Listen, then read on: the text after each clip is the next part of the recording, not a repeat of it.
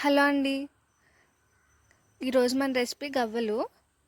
ఈ ప్రాసెస్లో చేసి చూడండి, చాలా బాగా వస్తాయి. ముందుగా కేజీ మైదా పిండికి 1/2 కిలో బొంబాయి రవ్వ తీసుకుని ఇలా డ్రై రోస్ట్ చేసుకోండి.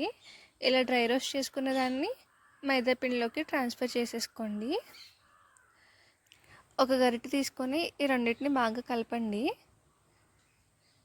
ఈ రెండు బాగా కలిసిన తర్వాత ఒక ప్యాన్ పెట్టుకొని కొద్దిగా ఆయిల్ వేసి అందులోకి నెయ్యిని కూడా యాడ్ చేయండి. నెయ్యి వేయడం వల్ల టేస్ట్ అనేది బాగుంటుంది. ఈ ఆయిల్ అనేది హీట్ అయిన తర్వాత మనం కలుపుకున్న పిండిలోకి వేసేసుకోవడమే. వేసుకొని కొంచెం సేపు కలపండి.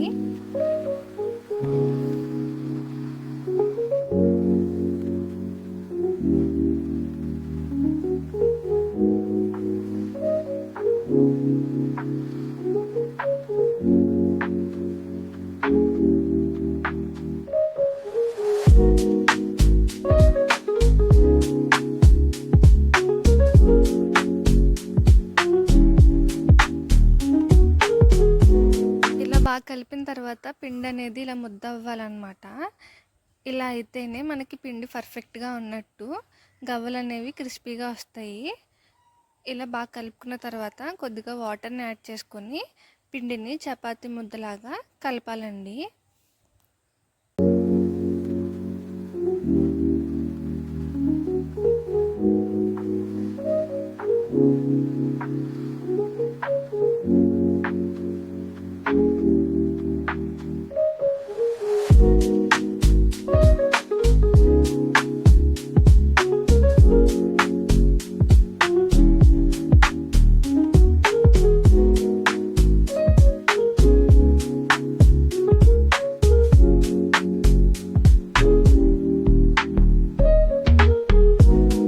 ఇప్పుడు ఈ పిండిని ఇలా చిన్నగా బాల్స్ లాగా చేసుకుని ఒక గవ్వల చెక్క తీసుకొని మన బొటన వేలుతో ఆ బాల్స్ని ఇలా ప్రెస్ చేస్తే గవ్వల్లా వచ్చేస్తాయండి షేపు.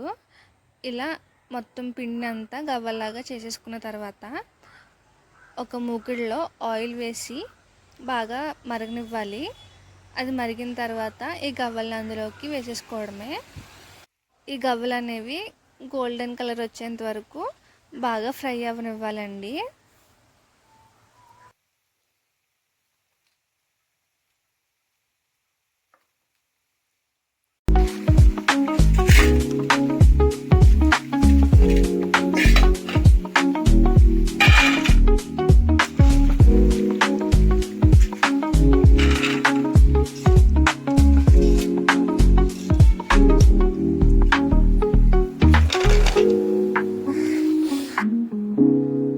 కేజీ బెల్లం తీసుకుని వాటర్ వేసుకొని ఇలా పాకం పట్టుకోండి. ఎందుకంటే మనం కేజీ మైదాపిండి తీసుకున్నాం కాబట్టి కేజీ బెల్లం అనేది పడుతుందండి. ఈ బెల్లం పాకం ముద్ర పాకం పట్టుకోవాలి. ఇప్పుడు వేగిపోయిన గవ్వలపై కొద్దిగా యాలకుల పొడి వేసి ఈ పాకాన్ని కూడా అందులో వేసేసుకొని ఒక గరిటె తీసుకొని పాకం అంతా గవ్వలకు పట్టేలాగా బాగా తిప్పాలి.